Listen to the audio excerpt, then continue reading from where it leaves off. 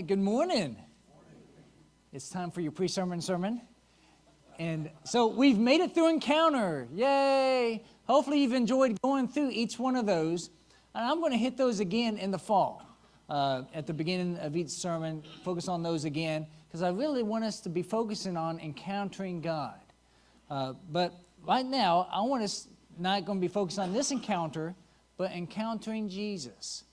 We're about to come into the Easter time. For me, this is one of my favorite times of the year. For me, as Christians, I think this is the time that we recenter our lives. For most of the world, it's the New Year's. January 1, right? All right, what kind of things do I need to kick out of my life? What kind of things do I need to bring in? But for Christians, I believe it is this Easter time that we think about, we meditate on, and we think, well, we need to change. So I'm going to have a three-part lesson that starts today with encountering Jesus here. And next week, I want to talk about the death of Jesus. And then on Easter Sunday, I want to talk about the resurrection. All right? So these next three sermons are going to be tied in together. So this first aspect, follow me. Follow me, as Jesus said this to his apostles at different times. It was the opportunity to have a relationship with him, with Jesus. Can you imagine that? Jesus walking by saying, follow me. What did they understand when they heard Jesus say that? You know, it was powerful for them to hear that from Jesus, who was already being known as a great teacher, to walk with him, learn from him, to be his friend. When they chose to follow a rabbi, it was much more than just, okay, I'm going to follow you and see what kind of things you do and try to pick up on some things. It was to have a relationship with him. Look at here, Mark 1, 16 through 20. As he was going along by the Sea of Galilee, he saw Simon and Andrew, the brother of Simon, casting a net in the sea, for they were fishermen. And Jesus said to them, follow me, and I will make you become fishers of men. Immediately they left their nets and followed him. Going on a little farther, he saw James, the son of Zebedee, and John, his brother, who were also in the boat, mending the nets. Immediately he called them, and they left their father Zebedee in the boat with the hired servants and went away to follow him. So apparently he told them as well, follow me. And later on in Mark, he told other people to follow him, and they did. So this follow me had great meaning to the people he said it to, and it changed their lives. To follow Jesus was to learn from him. Once again, they weren't just following him to see what he was going to do. What's Jesus going to do today? No, to follow him was to learn from him. Learn what they need to incorporate in their lives. Do we do that as well? Do we decide to follow Jesus to say, you know what? I want to pattern my life after Jesus himself. Because that's what's implied. When a rabbi said, I want to take you as a student, you're going to be patterning your life after him. What an opportunity to encounter God. Now, at this moment, did they understand that he was God? I don't think so. They just knew him as someone being a powerful teacher. And they wanted to learn from him. They could tell he was different. Of course, these weren't the spiritual leaders of their time. These weren't the people that did good school. No, these were fishermen, tax collectors, and Jesus picked these guys to follow me. You're going to be the ones I choose to change the world forever. Now, did they understand that? No. They just wanted to take this opportunity to get to know Jesus better. So his proposition was to follow him. Follow him. That's the same with us. As you've come to church, as whenever you made the decision to become Christians, you took up that proposition as well. I want to follow Jesus. So as we continue to dive into this, think about that and remember your dedication, your commitment to follow Jesus. Just if you're visiting here with us, we have in our bulletin the fill in the blanks that I have for the lesson here today, so you can take notes home with you. Just want you to be aware that the bulletins are always in the back here by the 3 lanterns there. And so I've already done the first little bit, but you can always I'm sure you remember everything I said before, so it's not a problem. You can fill that in. So it's good to have Lundy and Beth back with us from Texas, so I'm glad you're here. I was commenting, Lundy has a little bit of a beard. He says it's the first one he's ever had. Is that right? Wow. So it took how many years to grow a beard? No, so that's neat. So glad that you're here. So glad you're here. It's nice to have the weather warming up, and with the sun and the warm weather comes the gardening, and you get to see all your neighbors again come out. Oh, you made it through the winter. Good. I know that's how it is in our neighborhood. You just wonder, is there anybody in that house? But now they're coming out, and the kids are riding bikes and playing with the other kids. It's nice. Just see life come about. So it's really an opportune time. That Easter is about this time, isn't it? People are starting to get out, and they're starting to think, you know what? It's time to get active again. And maybe God had a hand in planning Easter about this time, because it's a time to rebirth, to come back to life and live the way that you know you need to. So this idea of encountering God, encountering Jesus, is so key. It's not a one-time moment, but it's a lifestyle. It's a lifestyle that we need to be aware of. And so this relationship that the apostles had with Jesus, are you like me? You're envious of it? They were able to be with Jesus. They know what his voice sounds like. You know, I ask people when they say, well, Jesus told me, and I would ask them, was his voice high, low? The apostles know how his voice sounded. And I'm envious of that. It's a good envious, but we'll hear Jesus one day for sure. I appreciate Dylan reading this passage. Let's read it again. On that day when evening came, he said to them, let us go over to the other side. Leaving the crowd, they took him along with them in the boat, just as he was, and other boats were with him. And there arose a fierce gale of waves were breaking over the boat, so much that the boat was already filling up. Jesus himself was in the stern, asleep on the cushion, and they woke him and said to him, Teacher, do you not care that we are perishing? And he got up and rebuked the wind and said to the sea, Hush, be still. Amazing. And the wind died down, and it became perfectly calm. And he said to them, Why are you afraid? Do you still have no faith? They became very much afraid and said to one another, Who then is this, that even the wind and the sea obey him? Powerful that this happened. You know, we believe that this happened. Someone didn't just write this down. And there's so many great lessons from this. But I just want to focus on the idea that they had a intimate relationship with Jesus. Imagine him being in that moment. It just cracks me up that Jesus was asleep on the cushion during all this time. And the storm was huge and raging. And they went and woke him up. It says, what do we need to do? Let's wake up Jesus. He'll fix it. It's nice that they knew that. They had that relationship with him, that they knew that they could go to him for help. Right? They knew that they could do that. So Jesus was alone with his chosen. He chose these guys. And it's just nice and interesting that they had such a personal relationship with Jesus. You wonder, could you have a personal relationship with Jesus? Because he was so rigid in some ways. This is right. This is wrong. But yet, he was loving, wasn't he? He was compassionate. And so for 3 years, they were with him. And they saw everything that they did. They can truly say that they experienced Jesus.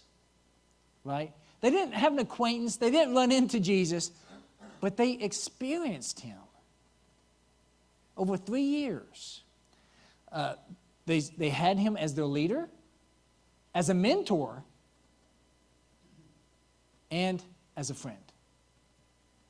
For 3 years, they knew him intimately. 3 years is a long time, isn't it? Imagine someone that you've known for 3 years. You already know a lot, right? You know, if you go to a pizza place and split a pizza, that they're going to be going for that last piece of pizza. You know them. So, oh, I know you. You're going to be doing that. But you know each other over that time.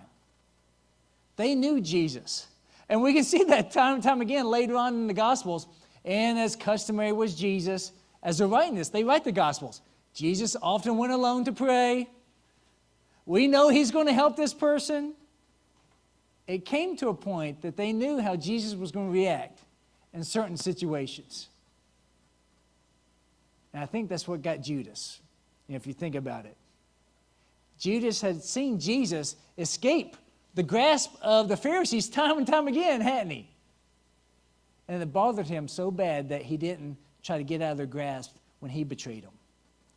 So they counted on Jesus because they knew who he was and knew what he was going to do. Now, did they know that he was going to quiet the storm? I don't know. But they knew that Jesus was going to help them.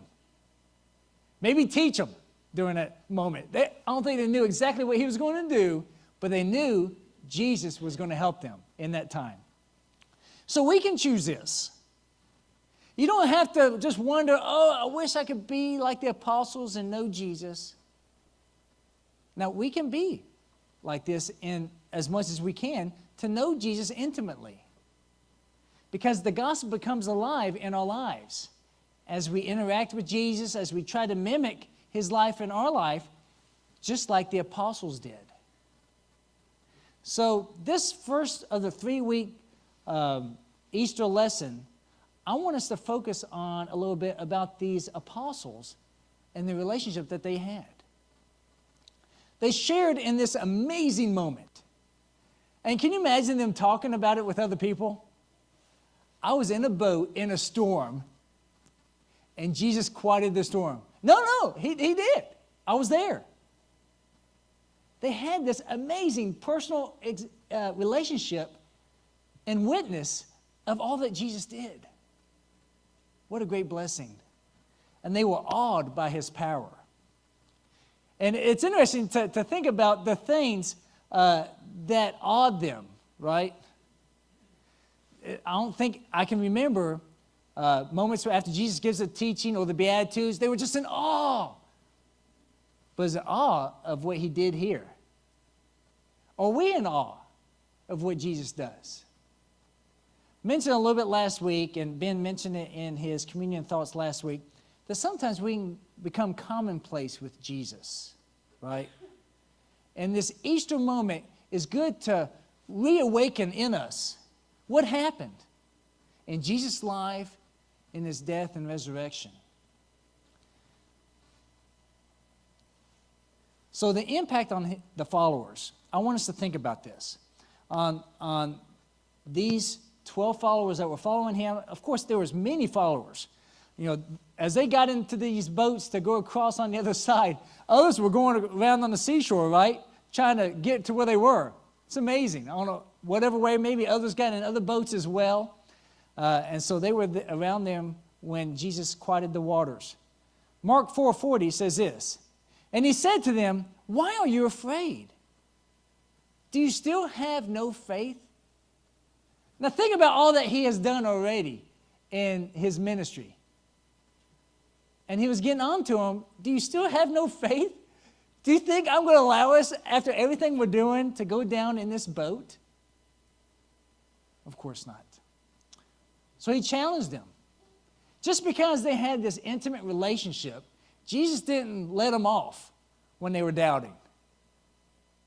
And you may think, when my relationship gets kind of weak, or I don't kind of trust like I need to, or whatever, people get on to me. That's not nice. Jesus wouldn't get on to me when I'm struggling. Oh, he would get on to you. He would challenge you. We talked about this a little bit in our class this morning as we're going through the 10 gifts or personalities that we have that God gives out. And this morning was confrontation. The gift of confrontation. And Jesus had all of these all these gifts, including confrontation. Jesus didn't think, this is a little awkward. I don't want them to feel bad. I'm just going to quiet the waters and we'll just go on. I'm sure they'll understand that they need to have faith. No, Jesus didn't leave anything to the side that I'm sure they'll assume the right thing. Jesus said, do you still have so little faith? As the wind's going, it's like, well, a little bit maybe. Right now, today, yes, maybe. And so he challenged them. So to have that personal relationship with Jesus means that he's going to challenge you. It's not a sign that he's angry with you. It's honestly a sign that he loves you. And I think all of these men knew that. They knew that Jesus was challenging them because, as rabbi, he was teaching them, trying to bring them along to grow. And so everything that they had known was changed, totally changed, including, just personally, probably even their personality was changed by their deep encounter with Jesus. And so some of you, when you became saved and started living a dedicated life as a Christian, people may say, you've changed. And you say, well, I've got Jesus in my life. And he's pretty demanding. Now, is that wrong to say? Usually when we say someone's demanding, that's not very, right? They're so demanding. Whether it be a teacher or a parent. But Jesus, he's demanding because what? He loves you. He has these high expectations of who we need to be. And so for these 12, he was holding them to this high expectations of who they need to become. So it's interesting. They were in awe of what? The miracle. It's like, wow, look what you just did. It's like, I know, I did it. I know. It's like, wow, it was, and now it's like, I know. Jesus was trying to help them along. He's like, you need to have faith in me. All right? Not faith in the miracles. See the difference there? They were focused on the miracles. There in the next verse, they became very much afraid and said to one another, who then is this, that even the wind and the sea obey him? All right? They were starting to understand that this was not ordinary teacher. That the wind and everything obeys him. Now, the miracles that they've seen before, maybe they thought, okay, that's really neat. Maybe he's got a certain act with medicine. But when the storms obey him, in a moment, they were caught in the wow factor there. All right? So Jesus wanted them to focus on him. In a way they were, because they went to him for help, didn't they? They went to him because, okay, we're about to go down with this boat. We need to go to Jesus. But Jesus wanted them to continue to go along. And so for the faith to enhance the relationship. Faith can also be translated as trust. In order to have a strong relationship with someone, you need trust, don't you? You know what? They're going in a compromising situation. I wonder what they're going to do. I can't control it. I'm going to have to trust them. And this was so key with what Jesus was trying to teach the apostles. You need to trust me. You need to have faith in me. Faith is that spiritual word that we use, but he's meaning trust. You need to trust me, even though it seems like things are falling down, that you're going to die. Times are really hard. You need to trust me. And we'll get through the storm together. Emphasis on together. All right? So the followers' burden. I believe they had a burden because they were such intimate followers of Jesus. Now, think about this Passion Week. That's going to be coming up. We're going to be remembering it starting in a little while. And next week, we're going to be handing you things, a list of things that we're going to be doing during Passion Week, ending with Easter, okay? I'm going to be trying to give out little devotionals on YouTube and Facebook for you to follow each day. And Erica's doing a great job in organizing a prayer walk that we're going to have here in Building 2, that you can come by and listen to something and go through a spiritual little journey and meditation, all right? And I hope you take advantage of that. Look at this, what happened during Passion Week. Because we think about Jesus and all this, rightly so. But who else went through this? The apostles, those that were following so closely with him. Because this was their leader, mentor, rabbi, friend that was going through this difficult time. On the 14th, we're going to be thinking about Palm Sunday. Okay, that's next week. Remember, that's the day that they said, Hosanna, right? You're so great. And then Monday, he cleanses the temple and gives a teaching. On Tuesday, he goes to the Mount of Olives and teaches and instructs, the fig tree episode that he had. And then Wednesday was very quiet. Probably preparation for what it's about to become. And Thursday, often referred to as Maundy Thursday, we had the Last Supper and then his betrayal. And then Friday, we had this crucifixion. We had his trial, his beatings, and his crucifixion all on the same day. When we think about that, we think, oh, I'm sure this was on different days. No, that was Friday. All of that. He was betrayed that late night by Judas, that Thursday night, and then the trial, beatings, persecution, crown of thorns, all that was on Friday. And then in the tomb on Saturday, and then Sunday, the resurrection. So think about this. That first Sunday, Hosanna! King! David going to bring us back to the rightful place. And then all this happening, and by next Sunday, resurrected. So next Sunday, we're going to be thinking about Jesus' death, okay? But think about the apostles going through this with him as well. Can you imagine? They had this personal, intimate relationship with Jesus. And then all this happens. Luke 24, 9 through 12. And he returned from the tomb and reported all these things to the 11 and to all the rest. No, they were Mary Magdalene and Joanna and Mary the mother of James. Also the other women with them were telling these things to the apostles. But these words appeared to them as nonsense. These are the ones that had the relationship with Jesus for these 3 years. And they would not believe them. But Peter got up and ran to the tomb, stooping and looking in. He saw the linen wrappings only, and he went away to his home marveling at what had happened. So you may think, oh, why didn't they believe? Imagine this roller coaster they just went on. This Jesus who they've been in this personal relationship all these times.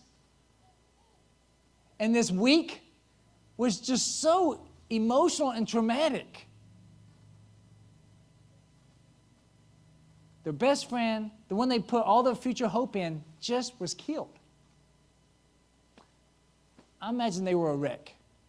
And they were together at this moment on the resurrection day, consoling one another. What are we going to do?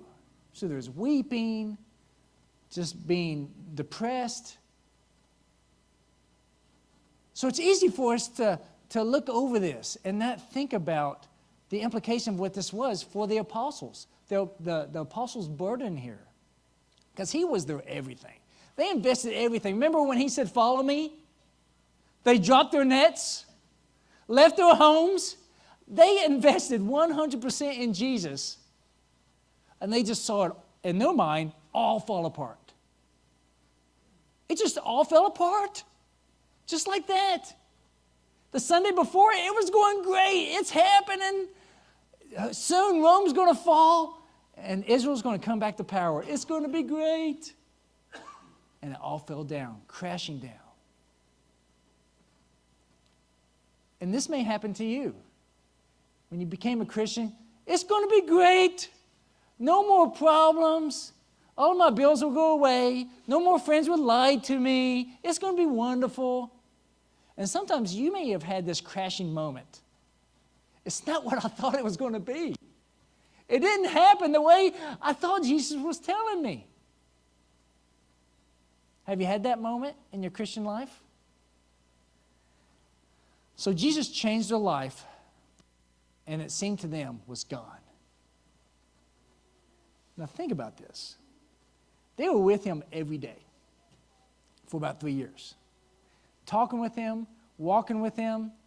He would send them out on some errands and come back. Hey, this is what happened. What do I need to learn from this? For 3 years, every day they were with him. And then gone. That's traumatic in itself. And how he died, I can't imagine that burden being on them. Because we grew up hearing about Jesus, hearing about it all the time, and we can think about it. But for them, this was all shock for them. They were devastated, okay? They were devastated. And they needed counseling. Thankfully, they got a counselor in the Holy Spirit. So we need to take time. And the world is very good at taking all of our time, isn't it? Whether it be from our recreational events, family activities that we have, work, and then our own problems, laziness, anger, gossip, things that we do. We have a lot of competition for our time.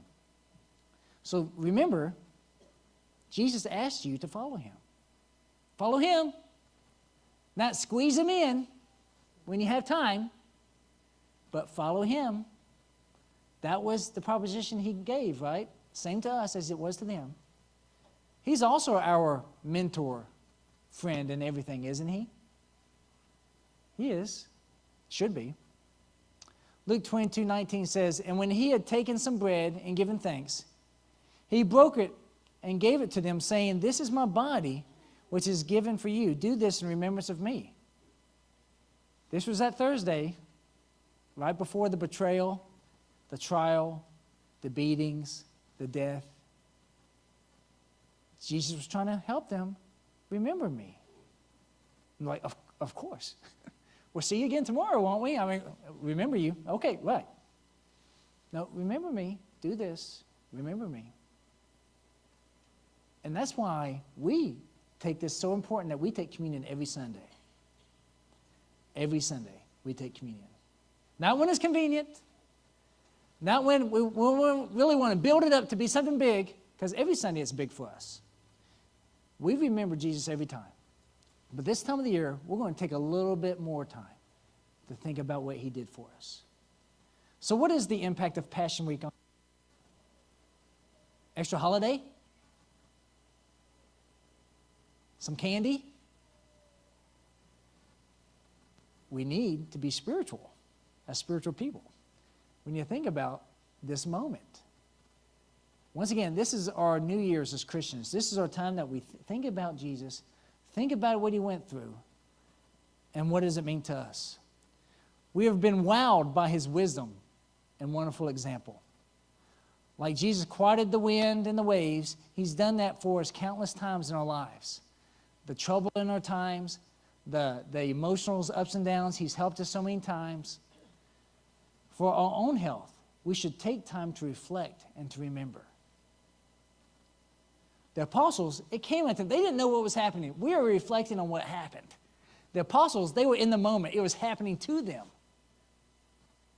So we're going to take time to think about this Passion Week and the huge impact.